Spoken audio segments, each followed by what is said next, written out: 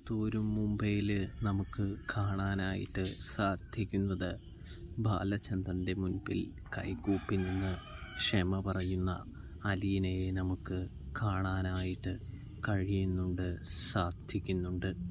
ഇതേ സമയം ബാലേന്ദ്രൻ അലീനയോട് ഇവിടെ നിന്ന് പോകരുത് എന്ന് പറയുന്നത് കാണാനായിട്ട് സാധിക്കും.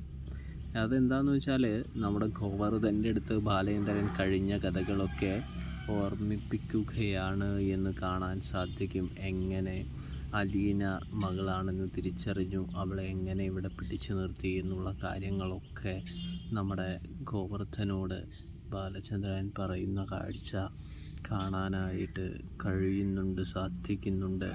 പ്രേക്ഷകരെ, പ്രിയ കൂട്ടുകാരെ, അപ്പോൾ റിവ്യൂ ഇഷ്ടപ്പെട്ടാൽ ചാനൽ മറക്കാതെ ഒന്ന് സബ്സ്ക്രൈബ് ചെയ്ത് സപ്പോർട്ട് ചെയ്യാനായിട്ട് പ്രത്യേകം ശ്രദ്ധിക്കുക.